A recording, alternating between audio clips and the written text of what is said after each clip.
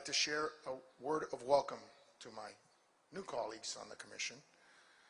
Public service is a public honor, but it is also a personal sacrifice. Thank you for agreeing to serve, and welcome to a fellowship of service. I'd like to welcome our guests today from the local to the international, and I'd like to say thank you. Thank you to my wife,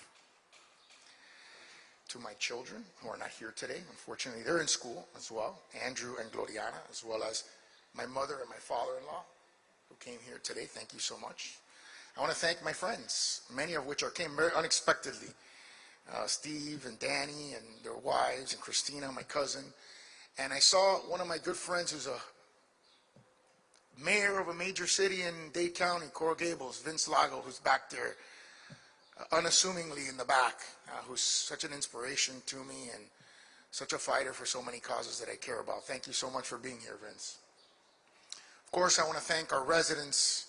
I want to thank our city employees, those who organized these events, particularly the general employees of the city. If I don't say that, Sean Moy, who represents them, will give me a hard time, I promise you.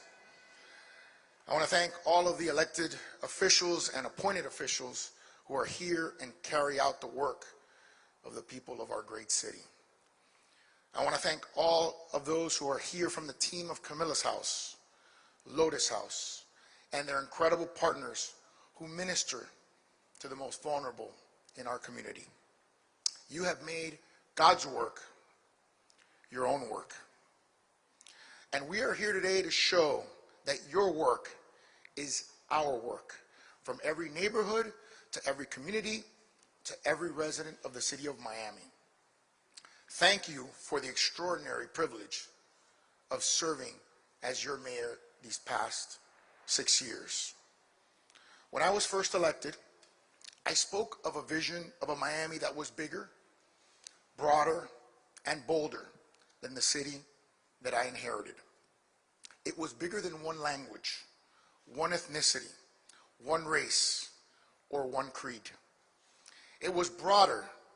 It welcomed everyone, and it included everyone. And it was bolder. It had a culture that embraces innovation, technology, and entrepreneurship. It was a vision of a city that lasts forever and works for everyone, from every background and every viewpoint. In fact, this past year, the Human Rights Campaign awarded Miami a 100% score for how it treats its residents.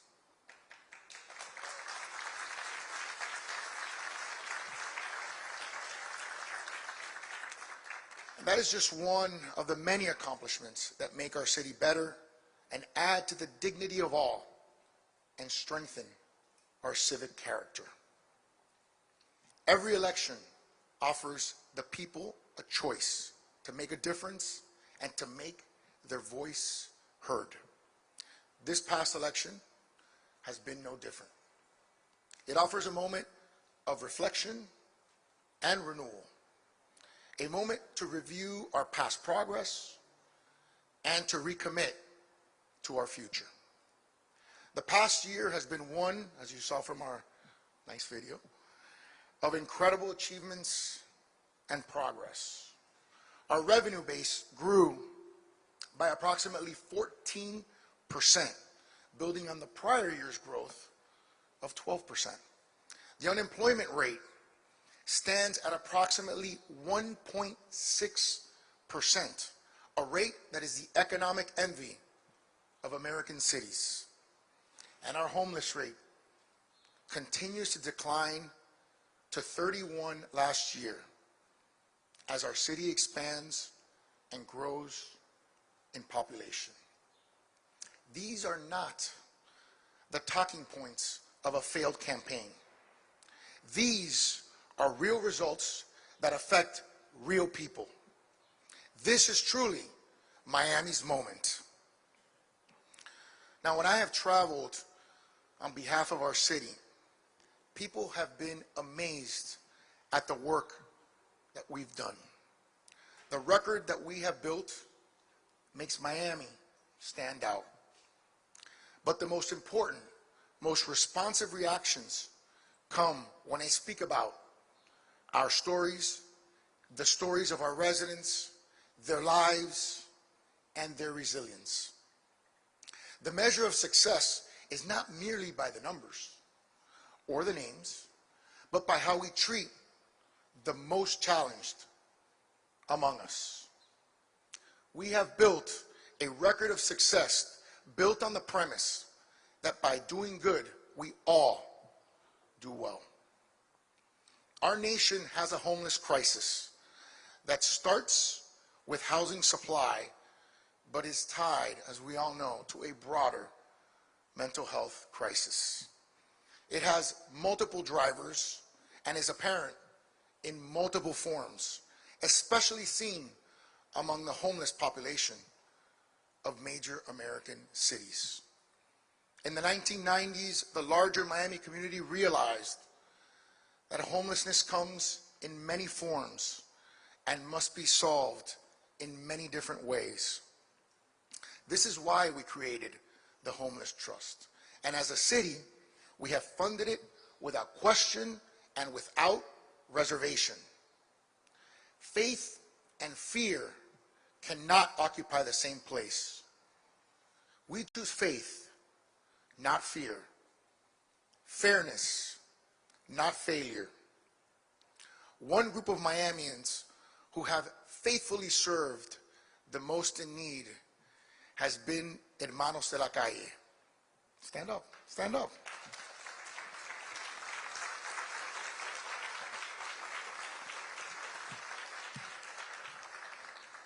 This is a faith-based organization, and I want to recognize them for their courage and faithful work in ministering to our homeless residents. Over the last 12 months, and throughout the entire greater Miami area, Hermanos has helped 1,449 homeless individuals, transitioning 1,286 of them to a positive housing destination. Among those transitioned, 313 of them were migrant children who were trafficked through our southern border with no secure destination. This is why I will dedicate this year to championing this organization and its work. They do it with very little means. This is not one of the organizations that gets big dollars from any one government or any one sector, and we must support them, and so I will dedicate this year to doing that.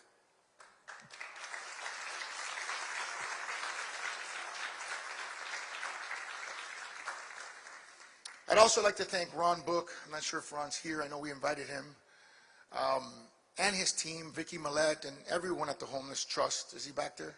Where are you, buddy? There's Vicky. Good to see you, Vicky. Always answers my call. Thank you for that. For working with us and for working on municipalities who share the challenges of homelessness but have not yet joined the Homeless Trust in our efforts to solve homelessness in our community. I encourage those cities to join the Homeless Trust. We need you. We need your help.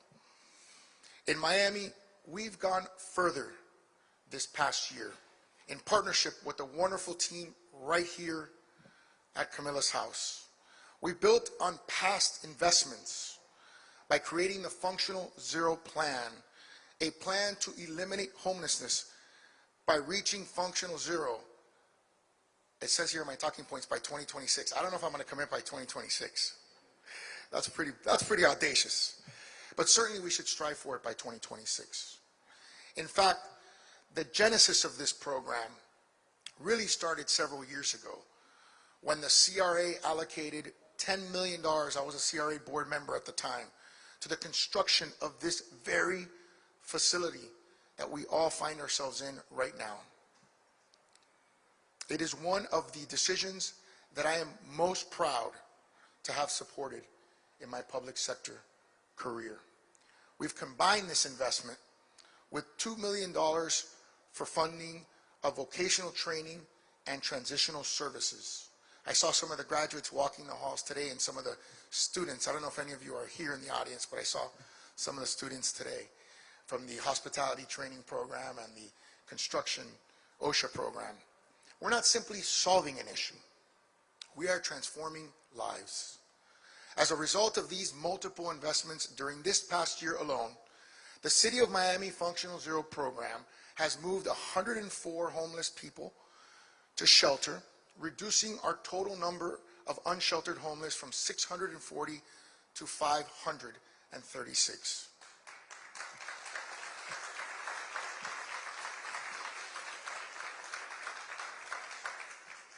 This builds on the incredible work of Camilla's House.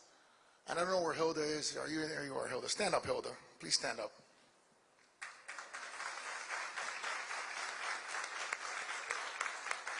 Vicky, you can stand up too. Vicky, get up too. Come on. She's Executive Director of the Homeless Trust and Executive Director of Camilla's House. She told me this statistic in our podcast, How Can I Help podcast, and I was just shocked. Where 99%, I'm going to repeat that, 99% of Camilla's House permanent housing residents maintain their housing after completing the Camilla's House program. 99%.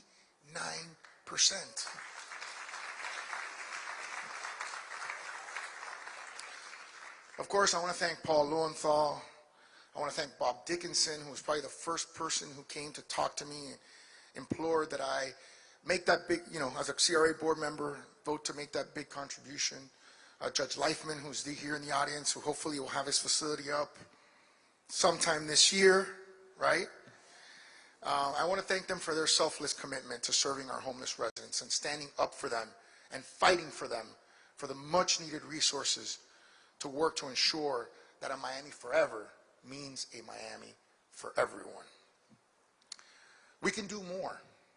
And in fact, in the very next commission meeting, we will be doing more. On February 8th, we will take up an item to expand existing capacity to serve more homeless individuals.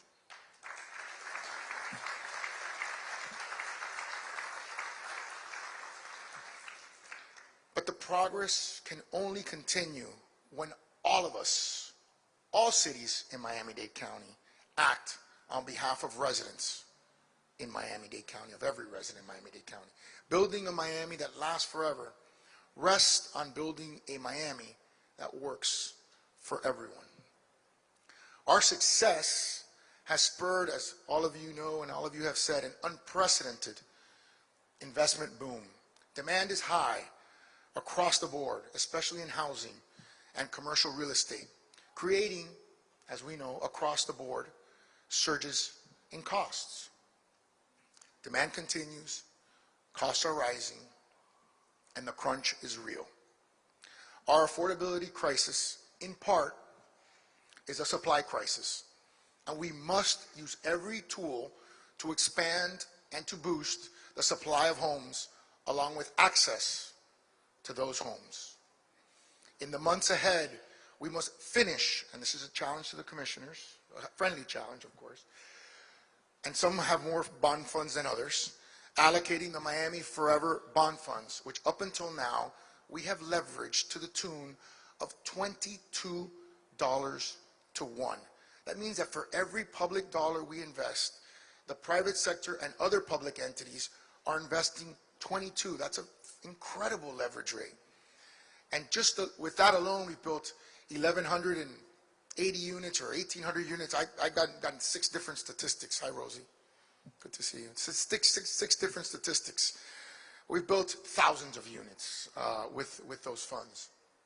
And we must build on that by extending the Omni CRA, which will serve to activate economically challenged areas adjacent to our health districts. One of the most challenged area for homelessness is an area adjacent to our health district. We're going to work with the Overtown CRA to contribute further to the Overtown Renaissance, a thriving cultural neighborhood that showcases Miami by hosting the new underdeck development and connecting all of our cultural facilities to ensure that we are truly one Miami. Expanding affordability means expanding supply from approvals to shovel-ready projects. In the past year, we have processed over 26,000 permits with a value of nearly $4 billion in new construction. We've streamlined the process by reducing unnecessary processing of additional special permits and creating additional opportunities for projects to proceed by right. Fancy way of saying we've made it easier. Permit applications are now able to access and download their certificate of occupancy once a building permit is finalized through the internet. In cooperation with fire and building departments, we've enabled Miamians to request after hours of fire inspections online. Local businesses are now able to download their certificates of use and business tax receipts from the Miami Biz system as soon as the fees are paid. These are small reforms, but they have a big impact. I want to thank our commissioners for passing legislation that I sponsored to expand the number of schools in our urban core. One of the biggest needs and biggest drivers of our success will be the availability of daycare, after-school care, and new schools in the city of Miami. Your passage of this waiver reform and year-long pilot incentivizes the co-location of schools and daycare programs near the workplace for many Miamians and new Miamians who now live in the urban core. Nuestro éxito ha desatado un auge de inversiones sin precedentes. La demanda es alta en todos los sectores, especialmente en el de las viviendas y bienes raíces comercial, lo que genera un aumento generalizado de los costos.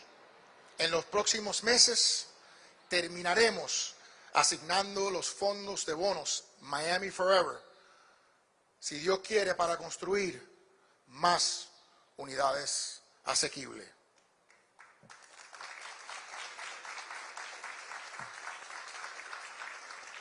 Maestro, thank you for being here, Maestro.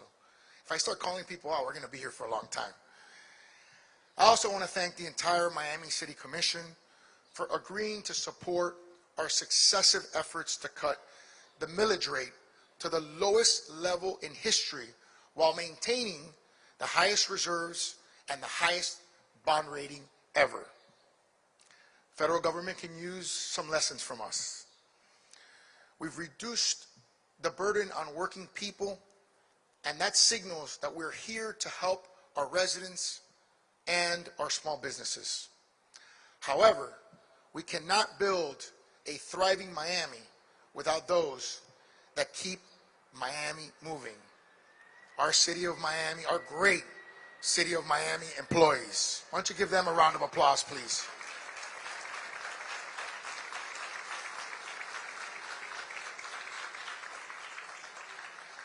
I think because of the next line in my speech, the manager decided not to be here today. He's in Tallahassee. Because I'm challenging him in this next line to conclude all employee negotiations and have signed agreements with our employees no later than in the next 60 days. They deserve it. They deserve it.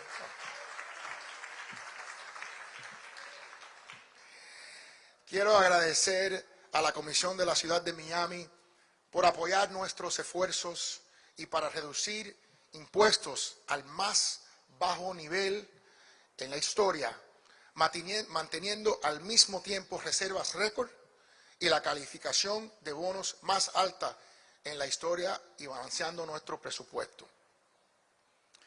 Through the grace of God and the hard work of our Miami Police Department, Miami has now recorded its lowest level of per capita homicides since we started tracking homicides in 1947.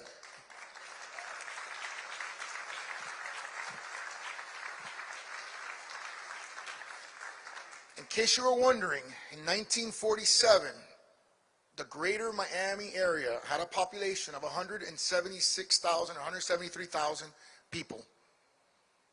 Today, Miami is just a little bit bigger than that, with a daytime population of approximately 500,000 residents, while serving an economic hub of approximately 6 million people who work in the Tri-County area. During the past year, we came in at 31 homicides. That was our year-to-date number, less than the 1947 number, aggregate number of 32. So to put that in context, we had fewer homicides than we did when we were a fraction of the size in population. This is an accomplishment that is a great credit to us as an ecosystem, but it is also a great credit to our police department and to our residents. I want to thank the officers of the Miami Police Department, and in particular, I want to thank Chief Manny Morales, who's back there. Thank you for contributing to the video.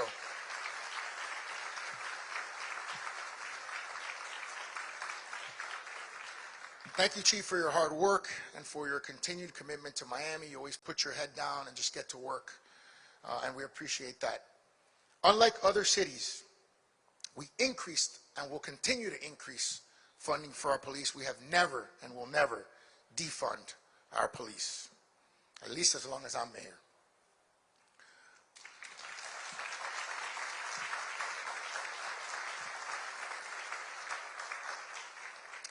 But we must do more than just police our streets. We must demolish the ecosystem of crime. Over time, we eliminated food deserts because we know malnutrition and hunger drive discontent and dysfunction. We've created pipelines of professional progress for our residents and our future, so every Miamian can get a job, can get a better job, and can own that job. In the past year alone, the City of Miami Opportunity Center engaged nearly 1,000 small businesses with 513 residents placed in employment with an average wage of $16.42. This is why our current unemployment rate is 1.6%, a historic low. And we will continue to connect opportunity with education. Education is an equalizer and a liberator for countless people. And it will continue to be as we upskill, cross-skill, and reskill our people for future opportunities. An equally important part of keeping Miami safe has been the work of our Fire and Emergency Services Department.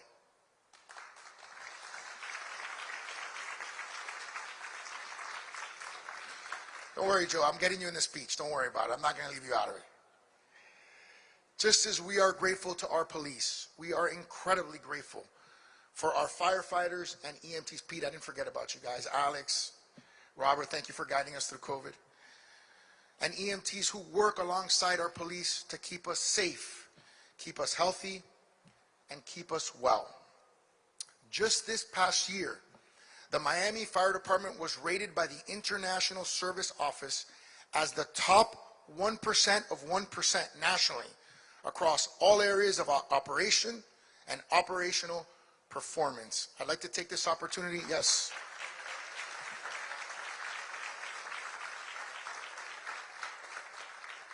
To thank Chief Joe Zaralban.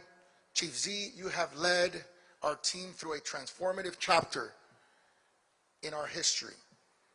This city and its residents are thankful for your service.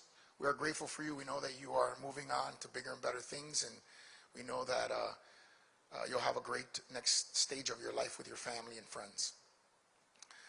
Gracias al arduo trabajo de nuestro Departamento de Policía, Miami ha registrado su nivel más bajo de homicidios per cápita desde que empezamos a registrarlos en el 1947. Durante el último año hemos tenido 31 homicidios.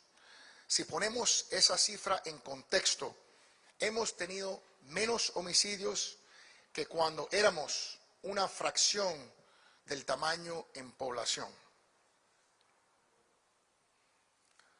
Public office is a public trust. We demonstrate that trust by regular disclosures and dedicated hard work.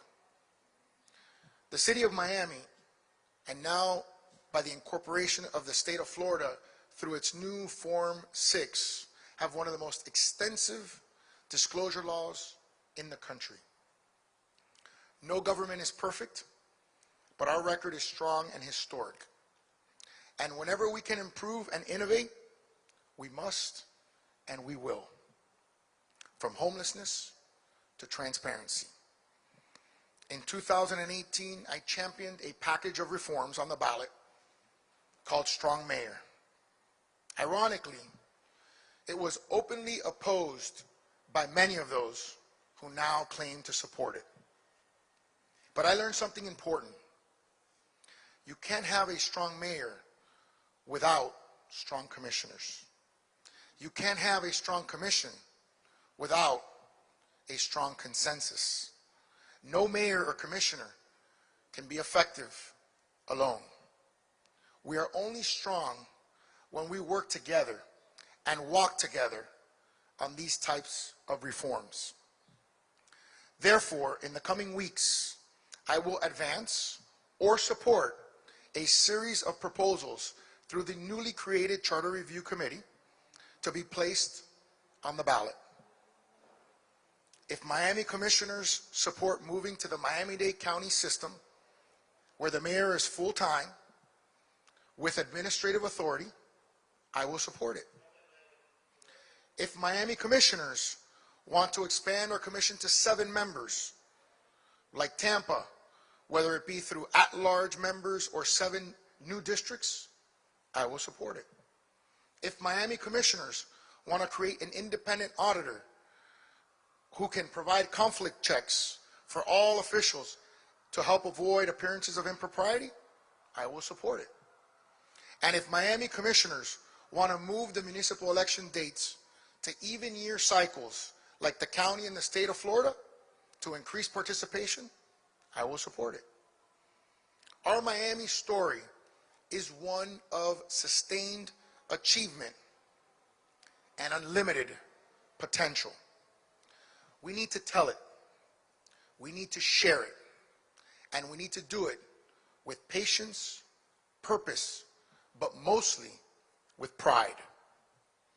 Time is the one commodity that we cannot replicate or replace. It is a reality that has guided my term as your mayor. Reform with results, achievements with gratitude, and confidence with courage. We may have different views, we may have different experiences, and we may have different personalities. But this is not about us. This is about our residents, the people of Miami, and their future. Now is the time to dial down the volume, but increase our pace. Where we can build, where we can make our quality of life better, we must do so with all of our energy. We must finish the tasks left by the past generation. We must meet the future right now.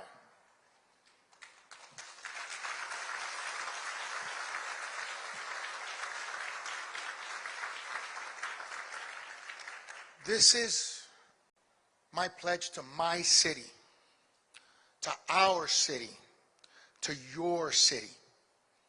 This is my pledge to our future. I am your mayor, and I am here to help. Thank you. God bless you. Que Dios le bendiga a ustedes.